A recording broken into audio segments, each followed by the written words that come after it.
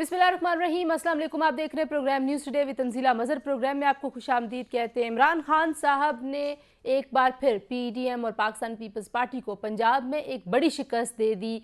ना सिर्फ ये कि परवेज़ इलाही साहब ने एतमाद का वोट ले लिया, 186 का नंबर पूरा करके दिखा दिया, बल्कि पंजाब असम्बली को तहलील करने की एडवाइस गवर्नर पंजाब वलीउर रहमान साहब को मिल गई है और इसके ऊपर जल्दी हम देखेंगे कि तहलील होने का जो नोटिफिकेशन है वो भी जारी हो जाएगा। और जैसे ही पंजाब असम्बली की तहलील होगी उसके साथ ही खैबर पख्तूनख्वा की असम्बली तहलील कर दी जाएगी। ये कितनी बड़ी कामयाबी है। अगर प्रैक्टिकल पॉलिटिक्स में देखें तो लोग एतमाद का वोट लेते हैं ताकि वो ज़्यादा बेहतर परफॉर्म कर सकें, अपनी गवर्नेंस बेहतर करें, अपनी हुकूमत की मजबूती का इजहार कर सकें। ये एक अनोखी बात हुई पाकिस्तान की सियासी तारीख में कि एक हुकूमत ने एतमाद का वोट लिया, अपनी स्ट्रेंथ शो की पार्लियामान में और उसके बाद अपनी ही हुकूमत गिरा दी। अब पाकिस्तान मुस्लिम लीग नवाज़ ये कहती है कि बड़ी मेहरबानी, आपने खुद अपनी हुकूमत गिरा दी, और अगर पाकिस्तान मुस्लिम लीग नवाज़ को ये हुकूमत गिरानी ही थी तो फिर उनको ये एतमाद का वोट लेने का कहने की ज़रूरत क्या पड़ी थी। पाकिस्तान मुस्लिम लीग नवाज़ मुसलसल पंजाब में नाकामी से दो चार है। ना तो मरीम नवाज साहिबा पाकिस्तान में है, ज़ाहिरा उनकी एक सर्जरी हुई हुई है, सो उनके सेहत के मसाइल हैं। मियाँ नवाज शरीफ साहब पाकिस्तान वापस नहीं आ रहे। हमजा शहबाज साहब जो कि अपोजिशन लीडर हैं पंजाब के और जिनके लिए पाकिस्तान मुस्लिम लीग नवाज़ दोबारा से ये ख्वाहिश रख रही थी कि उनको सीएम बनाया जाएगा, वो भी मुल्क में मौजूद नहीं है। मरकज़ी क़यादत की अदम मौजूदगी में पाकिस्तान मुस्लिम लीग नवाज़ के लिए एक बड़ा सेटबैक है। अब पार्टी के अंदर से आवाज़ें आना शुरू हो गई हैं कि मरकज़ी क़यादत पाकिस्तान में वापस आए, यानी कि मियाँ नवाज शरीफ वापस आएँ और पार्टी के मामलात को संभालें। इसका एक मतलब ये भी अखज़ किया जा सकता है कि शहबाज शरीफ से और दीगर जो लीडर्स हैं उनसे पार्टी के मामलात नहीं संभाले जा रहे। बहरहाल जी, पाकिस्तान तहरीक इंसाफ इस कामयाबी के बाद अब अगले मरहले में जा रही है। क्या वाकई उनको असम्बलियाँ तहलील करने का फ़ायदा होगा या नुकसान होगा, कुछ इसका जायज़ा लेने की कोशिश करेंगे आज के प्रोग्राम में। और पंजाब के साथ साथ फिर क्या खैबर पख्तूनख्वा के जब इलेक्शंस हो रहे होंगे तो मरकज़ मजबूर होगा कि आम इंतखाबात की तरफ जाएं, या मरकज़ी हुकूमत आज भी ये सोचती है कि वो इलेक्शंस वक्त पर ही करवाएंगे। और पाकिस्तान की मईशत का जो बुरा हाल है, जो महंगाई का हाल है, मरकज़ी हुकूमत से ना तो मुआशी महाज संभाला जा रहा है, ना ही हमारे जो रिज़र्व्स हैं वो बेहतर हुए जा रहे हैं, ना पाकिस्तान के पास पैसे आ रहे हैं, ना पाकिस्तान की मईशत बेहतर हो रही है। तो ये तमाम मसाइल होने के साथ साथ अगर सियासी तौर पर इस तरह के सेटबैक्स होते रहेंगे तो फिर इमरान खान साहब का ये दावा दुरुस्त साबित होता है कि उनसे ज़्यादा मकबूल कोई नहीं है। इस दावे में कितनी सदाकत है। और पाकिस्तान तहरीक इंसाफ ने एक बार फिर इस्टेब्लिशमेंट की तरफ कुछ इशारे कुनाए में बात की कि उनके लोगों को मैनेज करने की कोशिश हो रही है। 5 लोगों ने पाकिस्तान तहरीक इंसाफ का साथ नहीं दिया, जिसमें से एक ये कह रहे हैं कि उनके बच्चे का एडमिशन था और वो धुंध की वजह से इस्लामाबाद से वापस नहीं आया। लेकिन 4 के बारे में, वैसे तो फवाद चौधरी साहब ने 5 के ऊपर बिकने का इल्ज़ाम लगाया है, तो क्या जो मैनेज कर रहे थे वो इतने बुरे मैनेजर हैं कि वो 10 बंदे मैनेज नहीं कर सके, 2 वोट नहीं मैनेज कर सके? तो अब ये पाकिस्तान तहरीक इंसाफ जिस तरह के इल्ज़ामात लगाती है, क्या वो वापस ले रही है या नहीं? हमें ज्वाइन कर रहे हैं पाकिस्तान तहरीक इंसाफ के मरकज़ी रहनुमा साबिक वफाकी वज़ीर शफ़क़त महमूद साहब। सबसे पहले शफ़क़त साहब, बहुत शुक्रिया कि आपने हमें वक्त दिया। एक बहुत बड़ी कामयाबी आपको मिली और सारे लोग ये कह रहे थे कि आप लोग असम्बली तहलील नहीं करेंगे, यानी कि परवेज़ इलाही नहीं करेंगे, और ऐसी खबरें भी आ रही थी कि परवेज़ इलाही साहब को और पाकिस्तान मुस्लिम लीग काफ के जो MPs हैं उनको ये यकीन दहानी कराई गई थी कि एतमाद का वोट लेने के बाद असम्बली तहलील नहीं होगी। बहरहाल अब आपने एडवाइस भेज दी। जो गवर्नर साहब की तरफ से कुछ चीज़ें सामने आ रही हैं कि रमज़ान में 90 दिन पूरे होते हैं, तो आप लोगों को लगता है कि कोई मसला नहीं है, इलेक्शंस में चली जाएगी मौजूदा हुकूमत? क्या हिकमत अमली होगी पाकिस्तान तहरीक इंसाफ की? नहीं, पहले तो बात यह है कि ये जो सारे लोग कह रहे थे कि जी पहले के वोट ऑफ कॉन्फिडेंस नहीं ले सकेंगे, फिर कह रहे थे कि परवेज इलाही साहब डिसॉल्व नहीं करेंगे, तो ये सब जो है उनको एक लिहाज से अपनी नाकामी जो है अब नजर आ रही होगी। जहाँ तक इलेक्शन का ताल्लुक है, कोई पाबंदी तो नहीं है कि किस महीने में हो सकता है और किस महीने में नहीं, बल्कि मुझे याद है कि शायद 2018 का इलेक्शन जो था वो उसमें काफ़ी सारी कैंपेनिंग जो थी वो रमज़ान शरीफ के महीने में थी, तो इसलिए वो तो कोई इशू नहीं है। को 5-10 दिन पहले भी देखें, 90 डेज पूरे करना ज़रूरी नहीं होते। 90 डेज की टोटल लिमिट है, अगर उससे पहले मुमकिन हो तो इंतखाब तो उससे पहले भी हो सकता है। टोटल शेड्यूल जो होता है वो तकरीबन 45 दिन का होता है। तो 45 दिन का शेड्यूल जो है वो अगर जल्दी अनाउंस करते हैं तो मार्च तक जाने की जरूरत नहीं है। अच्छा, आपने खुद भी कहा शफकत साहब कि सारे लोगों को लग रहा था, तमाम मुबस्सरीन, आपके जितने भी हरीफ हैं, सब लोग, मतलब मेजॉरिटी जो सियासी तज्जियाकार हैं टीवी पे, सबको लग रहा था कि एतमाद का वोट नहीं लेंगे। पहले इस पे शक था, फिर ये था कि असेंबली नहीं तोड़ेंगे। तो ऐसा क्या हुआ? शायद ये 48 घंटे में कुछ लोगों को लगता है कि गेम चेंज हो गई। वाकई ऐसा कुछ हुआ है अनहोना, जो कि 48 घंटे में कुछ अनयूजुअल हैपनिंग थी पाकिस्तान तहरीक इंसाफ की तरफ? नहीं, अनहोना की बात नहीं है। इमरान खान साहब खुद इस एक्सरसाइज में इन्वॉल्व थे। उनकी लीडरशिप, ये तो उनकी लीडरशिप को एक खराज तहसीन है ना। और हकीकत तो ये है कि जो इस वक्त पॉपुलैरिटी है तहरीक इंसाफ की, उस पॉपुलैरिटी में तो मेरा ख्याल है कि कोई भी सियासी शख्स जो है वो इसके बारे में सोच नहीं सकता कि वो किसी तरीके से पीछे हटे, गद्दारी करे, पार्टी को तोड़े। जिन्होंने छोड़ा है उनको खमियाजा भुगतना पड़ रहा है। तो इसलिए इमरान खान साहब को तो किसी स्टेज पे कोई डाउट नहीं था। और उनको बल्कि मुझे याद है कि पार्टी के कुछ लोग इसके बारे में कोई इतने सर्टन नहीं थे कि परवेज इलाही साहब फौरी तौर पे डिसॉल्व करेंगे। लेकिन खान साहब जो थे वो तो बिल्कुल सर्टन थे थ्रू आउट के ये होगा ऐसे, क्योंकि उनके साथ बात भी हुई थी और उनको यकीन था परवेज इलाही साहब पे और मुनिसलाई पे। अच्छा, बहुत सारे लोग ये दावा कर रहे हैं कि कोई मिसकम्युनिकेशन हुई, कुछ आपने अपने एमपीएस को, बिलखुसूस जो काफ वाले थे, उनके साथ ये कमिटमेंट की थी कि हम असेंबली नहीं तोड़ेंगे। कोई ऐसे हलफ की बात राना सनाउल्लाह साहब करते हैं, कोई ऐसी आपकी मालूमात में है चीज़ कि कोई हलफ दिया गया कि नहीं तोड़ी जाएगी और बाद में तोड़ दी गई असेंबली, मतलब एडवाइस भेज दी गई? ऐसी कोई बात नहीं थी। बल्कि अगर आप देखें कि इमरान खान साहब के और फवाद के और बाकियों के जो बयानात आ रहे थे वो थ्रू आउट यही आ रहे थे कि वोट ऑफ कॉन्फिडेंस लेके उसके बाद असेंबली तहलील करेंगे, और वही ऐसे ही हुआ।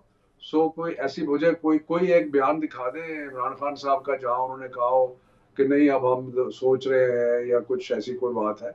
ऐसी कोई बात नहीं। एक तासुर दिया गया आपकी लीडरशिप की तरफ से कि इस्टेब्लिशमेंट हमारे लोगों को फ़ोन कर रही है, तो आपको लगता है कि जो नंबर आपका जिस तरीके से पूरा हुआ और जितनी बड़ी आपको कामयाबी मिली है, ये तासुर देना गलत था या ये गलत साबित हो गया है और इस्टेब्लिशमेंट वाकई न्यूट्रल हो गई है?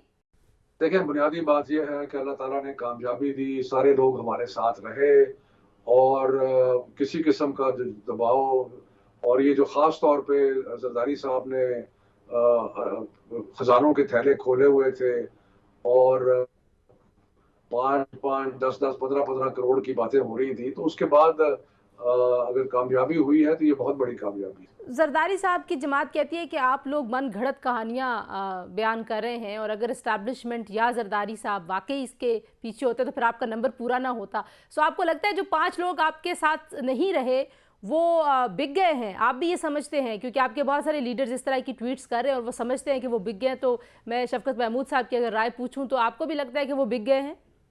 अभी एक जो एमपीए उस दिन नहीं आए थे उनका मैंने अभी वीडियो मैसेज देखा है। वो उनके बेटे की कोई एडमिशन का इशू था, उन्होंने अमेरिका जाना था और वो इस्लामाबाद में थे और धुंध की वजह से वापस नहीं पहुंच सके। तो और उन्होंने यकीन दिलाया कि वो इमरान खान साहब के साथ हैं, फैसल चीमा साहब। बाकी जो 4 हैं उनके बारे में यही तासुर है कि उनके साथ उन्होंने कोई ना कोई लालच जो है उस पर अमल किया है। जी, प्रोग्राम में शामिल करते हैं एक ब्रेक के बाद वापस आएंगे। शफकत महमूद, पाकिस्तान तहरीक इंसाफ के मरकजी रहनुमा, हमारे साथ मौजूद है। स्टे विद अस।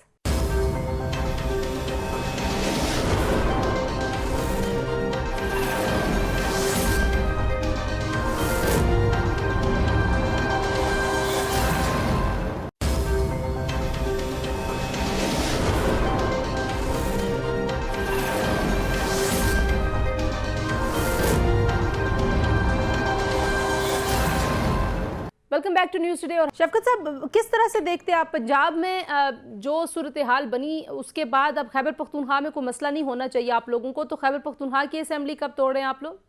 जी, जिस वक्त इसकी ऑफिशियल डिसोल्यूशन तहलील हो जाती है तो उसके बाद खैबर पख्तूनख्वा की असेंबली भी फौरी तौर पे तहलील कर दी जाएगी। और अगर दोनों सूबों में सिर्फ इलेक्शंस होते हैं और मरकजी हुकूमत इस बात पे राज़ी नहीं होती कि आम इंतखाबात की तरफ जाए, उस सूरत में आपकी हिकमत अमली क्या होगी? देखिए, हमारी ख्वाहिश तो यही है कि इलेक्शन सारे जो है वो इकट्ठे हों, जिस तरह पहले होता आया है। लेकिन अगर ये नहीं कराएंगे तो फिर इन दोनों सूबों में इलेक्शन हो जाएगा और अगले 5 साल के लिए इंशाल्लाह जो हकायक और जो नजर आ रहे हैं, हमारी गवर्नमेंट बन जाएगी और 5 सालों के लिए। लेकिन अभी अगर हम सिर्फ पंजाब की सूरत हाल पे बात करें तो अ, क्यों खान साहब जो हैं वो इतनी ज़्यादा परवेज़ इलाही साहब के साथ उनकी अंडरस्टैंडिंग में टाइम लगा? बहुत सारे लोग ये समझते हैं कि परवेज़ इलाही साहब को कोई गारंटी दी है तहरीक इंसाफ ने, तो अब आइंदा अगर इलेक्शंस होते हैं तो परवेज़ इलाही ही आपके वज़ीर आला के उम्मीदवार होंगे? देखिए, ये तो परवेज इलाही साहब थ्रू आउट हमारे साथ थे। बार बार उन्होंने कहा कि मुझे खान साहब जिस वक्त कहेंगे मैं तहलील कर दूंगा। मुनिस इलाही ने कहा। उसके बाद ये कहना कि जी ये झांसा दिया गया या ये वादा किया गया या ये, मेरा ख्याल है उसमें जाने की जरूरत नहीं है। आपको हकायक जो ग्राउंड पे हैं वो नजर आ रहे हैं कि परवेज इलाही साहब डट के हमारे साथ खड़े हैं और वो हमारे साथी हैं, इत्तेहादी हैं और आगे मिल के चलेंगे। अब आपने बहुत सारे मामलात तय करने हैं पाकिस्तान मुस्लिम लीग नवाज़ के साथ, क्योंकि वहाँ पे अपोजिशन लीडर उनके हैं। तो क्या पाकिस्तान तहरीक इंसाफ, काफ लीग और नून लीग में इतना वर्किंग रिलेशनशिप आप देखते हैं पॉसिबल होगा? क्योंकि हर मामला आप पंजाब असम्बली का कोर्ट्स में लेके जाते रहे हैं, तो निगरान सेटअप के लिए, बातचीत के लिए आपको कोई साजगार माहौल नज़र आता है? देखिए, जो निगरान सेटअप के लिए जो भी प्रोसीजर है वो फॉलो किया जाएगा और उस प्रोसीजर में कंसल्टेशन है, वो कंसल्टेशन का शायद ऑफिशियल लेटर जो है वो लीडर ऑफ द ऑपोजिशन को भेज दिया जाएगा। वो कहीं सुना मुल्क से बाहर है, मुझे जहां तक अखबार की इतला है। तो बहरहाल जो भी प्रोसीजर है उसको फॉलो किया जाएगा। और आपको कोई शक है हुकूमत पे अभी भी कि, या इलेक्शन कमीशन पे अब आपका क्या स्टांस होगा? मैं पीटीआई का स्टांस पूछ रही हूँ कि वो 90 दिन में इलेक्शन करवाएंगे, नहीं करवाएंगे, क्योंकि आप लोगों को बिल्कुल भी एतमाद नहीं है। आप सिंध में भी इलेक्शन कमीशन के ख़िलाफ़ एहतजाज कर रहे हैं, मरकज़ में भी आपकी उनके साथ बहुत ज़्यादा तहफ़्फ़ुज़ात हैं, आपके उनके साथ मामलात काफ़ी ख़राब हैं। तो पंजाब की सूरत हाल में क्या होगा? देखिए, हमें एतमाद के ना होने की बहुत सारी वजूहात हैं, लेकिन उनमें जाने की ज़रूरत नहीं है। हम उम्मीद करते हैं कि आइन और कानून के मुताबिक इलेक्शन कमीशन जो है वो काम करेगी और इलेक्शन करवाएगी। अब दूसरी तरफ अगर इसको सियासी तौर पे देखा जाए शफकत साहब, क्योंकि अभी मैं पाकिस्तान मुस्लिम लीग नवाज़ के अगर सीनियर रहनुमाओं की बात करूं और पीपल्स पार्टी के जो आपके अपोजिशन है पंजाब में, वो कहते हैं कि बड़ी मेहरबानी कि आप लोगों ने हुकूमत छोड़ दी और अपनी हुकूमत आपने खुद गिरा दी। कुछ अरसे के लिए हमारे मामलात बेहतर हो जाएंगे। आपको लगता है कि असम्बली तहलील करने का पाकिस्तान तहरीक इंसाफ को नुकसान हो सकता है या फ़ायदा ही नज़र आता है आपको, और क्या फ़ायदा होगा? देखिए, दो चीज़ें हैं इसके अंदर। हमारी ख्वाहिश ये है कि मुल्क में इंतखाबात जो हैं वो इकट्ठे हों और जब दो सूबों में इंतखाब हो रहा है, जिससे कल को जनरल इलेक्शन पे भी फ़र्क पड़ सकता है, तो इनको खुद सोचना चाहिए कि ये किस किस्म की बातें कर रहे हैं। केयर टेकर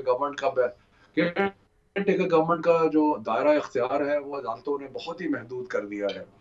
तो केयर टेकर गवर्नमेंट जो है वो क्या करेगी, और आइन के मुताबिक 90 दिन में इलेक्शन हो जाएगा। तो इनको इसका नुकसान होगा अगर इसमें अगर नेशनल असेंबली को डिसॉल्व नहीं करते और उसका उसके बारे में इकट्ठा इलेक्शन नहीं कराते, तो इनको इन्हीं को नुकसान होगा। तो मेरा ख्याल है कि आहिस्ता आहिस्ता ये इदराक हो रहा है और हम अभी उम्मीद करते हैं कि इनको समझ आ जाएगी, अकल आ जाएगी। ये तो पहले इस बात पे तकिया करके बैठे थे कि डिसॉल्व नहीं होंगी, अब डिसॉल्व हो गई है। तो मेरा ख्याल है सिचुएशन जो है वो ड्रास्टिकली चेंज होगी। आपकी पार्टी के अंदर के बारे में बार बार, अब जाहिर है अब तो कल आप लोगों ने परसों नंबर अपना पूरा शो किया, लेकिन फिर भी ये रूमर्स अपनी जगह पर मौजूद हैं कि बहुत सारे लोग हैं जो राज़ी नहीं हैं खान साहब की पॉलिसियों के साथ, मुत्तफिक नहीं हैं। तो ये जो दावे हैं कुछ लोगों के कि 35 लोग पीटीआई से निकल जाएंगे, 40 लोग पीटीआई पंजाब से निकल जाएंगे, इसमें कोई दम है आपके ख्याल में? अगर इसके किस्म के और इस किस्म की अफवाहें ना चले तो फिर मीडिया का काम कैसे चलेगा? तो मेरा ख्याल है कि ये तो काम चलाने के लिए बातें हैं, ऐसी कोई बात नहीं है। शफ़क़त साहब, अगर हम अज्यूम करें उन तमाम दावों की बुनियाद पे जो पाकिस्तान तहरीक इंसाफ के लोग करते हैं कि आपका इस वक्त इस्टेब्लिशमेंट के साथ कोई राब्ता नहीं है किसी भी किस्म का, और आप ये भी चाहते हैं कि इस्टेब्लिशमेंट मौजूदा हुकूमत को मजबूर करे कि वो जनरल इलेक्शंस की तरफ जाएं, तो अगर ये राब्ता कायम नहीं होता और आपको वहाँ से कोई इस मामले में कोई ताउन नहीं मिलता, तो क्या सियासी तौर पे फिर भी आप लोगों को लगता है कि आपकी जो मूव्स हैं उसका नतीजा आपकी मर्ज़ी के मुताबिक मिलेगा आपको और इलेक्शंस की तरफ आप पुश कर पाएंगे हुकूमत को? देखिए, मेरा ख्याल है कि मैं फिर एक अर्ज करूंगा कि एस्टेब्लिशमेंट को इन इश्यूज में हमें नहीं खींचना चाहिए, और ये मामला पॉलिटिशियंस ही आपस में तय करना है, और इसमें एस्टेब्लिशमेंट की बात करने से कोई फायदा नहीं है। लेकिन कुछ लोग ये दावा करते हैं कि खान साहब की ख्वाहिश है कि वो इस्टेब्लिशमेंट से रब्ता रखें या उनका रवाबत अच्छे हों। फवाद चौधरी साहब जो आपकी जमात के कुछ तर्जुमान लोग हैं। देखिए, हम तो चाहते हैं हमारे सब अदारों से अच्छे ताल्लुकात हों, और सियासत जो है वो सियासतदान करें, और अदारे जो है वो अपना अपना रोल करें, उसमें कोई, और हमें जरूरत नहीं है कि हम हर डिस्कशन में एस्टेब्लिशमेंट को लेके आए। आप लोगों के नेशनल असेंबली के इस्तीफों का अब क्या मामला होगा, कब आप लोग प्लान कर रहे हैं, और आप लोगों को प्रोसीजर को फॉलो करने में क्या मसला है? अकेले अकेले जाके अपना इस्तीफा मंजूर करवा लें अगर आप वाकई चाहते हैं, अब आपको लगता है कि ये भी हो जाएगा? देखिए, बात यह है कि हमने जब रिजाइन किया था तो हमने खड़े होके नेशनल असेंबली में कहा था, लेकिन हम बार बार इस चीज का अदा भी कर चुके हैं, पिछली दफा स्पीकर से मुलाकात भी की थी, और अब हम जनरल इलेक्शन की तरफ बढ़ रहे हैं, इसलिए मेरा ख्याल है कि ये मामला भी तय हो जाएगा। आखिरी आपसे सवाल मैं पूछना चाहती हूँ, क्या सदर मुमलिकत वजीर आजम को मरकज़ में एतमाद का वोट लेने का कह सकते हैं? देखिए, आईनी इख्तियारात सदर साहब के पास जितने भी हैं वो किसी वक्त उसका इस्तेमाल कर सकते हैं। मुझे नहीं पता वो करेंगे या नहीं करेंगे, लेकिन आईनी इख्तियार है, जब चाहें वो कर सकते हैं। बहुत शुक्रिया शफकत महमूद साहब की गुफ्तगू आपने सुनी जी। पाकिस्तान तहरीक इंसाफ के मरकजी रहनुमा हमारे साथ मौजूद थे और वो कह रहे थे कि जो सूरत हाल है इसमें इलेक्शंस में जाए बगैर कोई सूरत नहीं है कि पाकिस्तान के हालात और पाकिस्तान की सियासत बेहतरी की तरफ जा सके। और जो एक सेटबैक है पाकिस्तान मुस्लिम लीग नवाज़ के लिए पंजाब में, जिसका वो दावा करते हैं कि हमारा गढ़ है, इस सेटबैक की वजूहात क्या हैं ये हम जानेंगे। ब्रेक के बाद हमारे साथ मौजूद होंगे पाकिस्तान मुस्लिम लीग नवाज़ के मरकजी रहनुमा सेनेटर आसिफ किरमानी साहब। स्टे विद अस, ब्रेक के बाद मिलते हैं।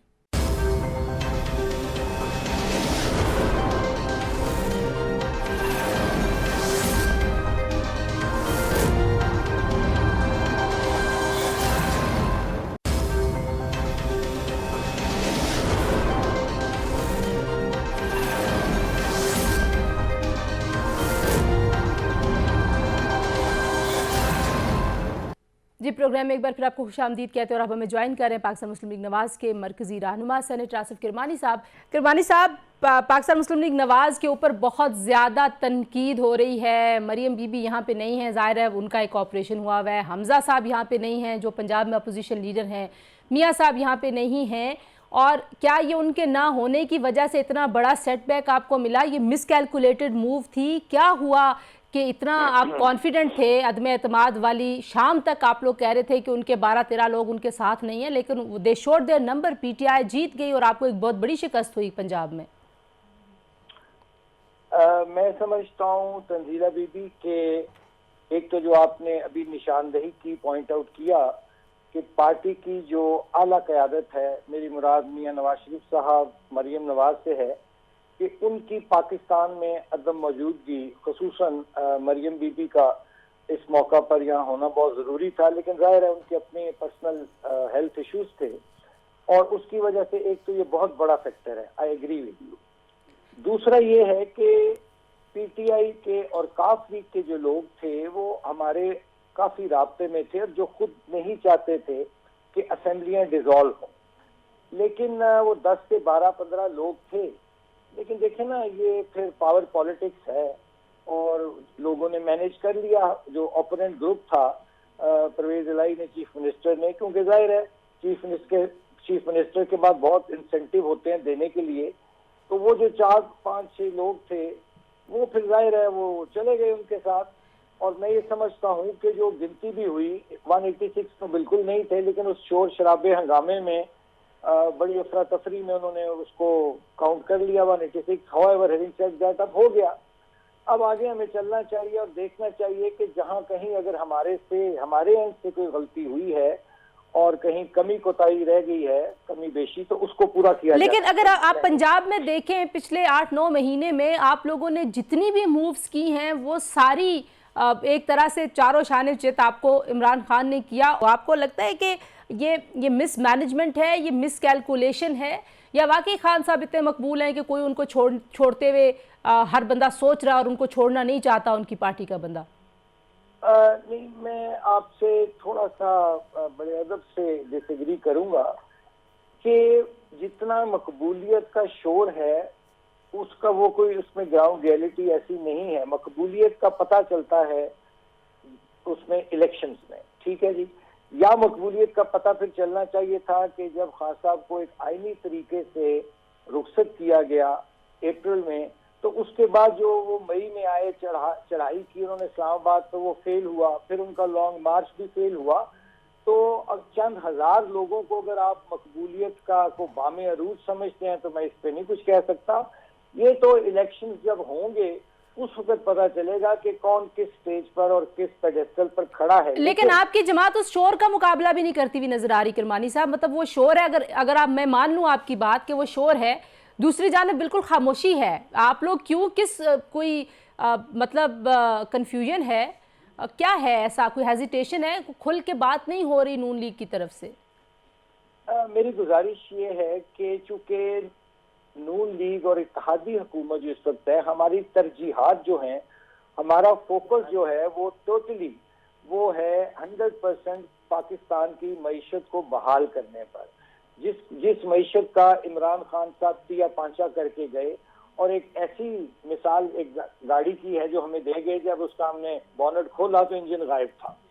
अब आप खुद देखिए कि IMF के साथ भी टॉक्स अंडरवे हैं, और वजीर आजम साहब जो हैं वो अपनी टीम के साथ बैरूनी ममालिक के दौरे पर गए हुए थे, फिर आए, फिर अब UAE में गए हुए हैं वो। इसी तरह आर्मी चीफ, जिनको अभी अपना नया चार्ज लेके भी सांस भी नहीं लिया था उन्होंने, और उनको भी बाहर जाना पड़ रहा है। और पाकिस्तान को जो एक आइसोलेट कर दिया था इमरान खान ने अपने दोस्त और बरादर ममालिक में भी, वहां जाके हमें दोबारा उनसे मामलात को बेहतर करने की। लेकिन किरमानी साहब, ये निताए जाने तक तो पुलों के नीचे से बहुत पानी गुजर चुका होगा। सियासी तौर पर जो आपको नुकसान हो रहा है, बिलखुसूस पंजाब में, जहाँ पे जाहिर है आप लोग क्लेम करते थे कि हमारा गढ़ है, आप देखिए कि वहाँ पे आपकी लीडरशिप ही मौजूद नहीं है। आप वहाँ पे एक आज़ाद उम्मीदवार जो थे, जिन्होंने हमजा शहबाज को वोट दिया था, बिलाल साहब, उनको आप नहीं मैनेज कर पाए। वो भी PTI को वोट करते हुए दिखाई दिए, और वो उनके वोट की वजह से आपको नुकसान हुआ। तो किसी की नालायकी है, कोई पार्टी में कुछ चेक एंड बैलेंस है या नहीं है आपकी जमात में? मैं जो समझता हूँ कि जो हमारा इशू है इस वक्त, जो हमारा प्रॉब्लम है, वो ये है कि हमारी आला क़यादत जिसके नाम पर वोट बैंक है, जिसके नाम पर वोट पड़ता है, शेर को वोट पड़ता है, नवाज शरीफ को वोट पड़ता है, उनकी गैर मौजूदगी जौन सी है उससे पार्टी को डेफिनेटली नुकसान हुआ है। लेकिन आपकी पार्टी से आवाज़ें आ रही हैं, राना सनाउल्लाह साहब ने भी कहा कि उनकी राय है, और पार्टी में उन्होंने ये राय दी है कि मियाँ साहब को वापस आ जाना चाहिए। आप भी समझते हैं मियाँ साहब को वापस आ जाना चाहिए? मियाँ साहब की ज़रूरत और मरियम की ज़रूरत है, लेकिन वो कुछ मखसूस हालात थे जिनमें उनको जाना पड़ा, हेल्थ इश्यूज़ थे, और भी आपको पता है यहाँ जिस तरह उनके साथ ज़्यादती की गई और उनको इंसाफ नहीं मिला, तो मरियम बीबी भी अपना हेल्थ इश्यूज़ की वजह से बाहर हैं। लेकिन मैं ये समझता हूँ कि जितनी भी जल्दी मुमकिन हो नवाज शरीफ साहब को और मरियम बीबी को वापस आकर पार्टी के मामला जौन से हैं उनको एक स्ट्रीमलाइन करना होगा। जी किरमानी साहब, ऐसी खबरें आ रही हैं पार्टी के अंदर भी कि काफ़ी बेचैनी पाई जाती है कि सारे के सारे ओहदे सिर्फ एक ख़ानदान के पास हैं, चाहे वो यूथ विंग के प्रेसिडेंट हूँ, चाहे आपने मरियम बीबी को अभी चीफ ऑर्गेनाइज़र बना दिया, मुशावरत नहीं की। सो ये जो मामलात सर उठा रहे हैं, आपको लगता है कि मियाँ नवाज शरीफ की वापसी की सूरत में ये मामलात भी सेटल हो जाएंगे? क्योंकि हमने पहले भी आपकी जमात से बड़े बड़े लोगों को जाते हुए देखा, माजी में ये हो चुका है, तो दोबारा कहीं ऐसी सूरत हाल ना पैदा हो जाए पार्टी के लिए।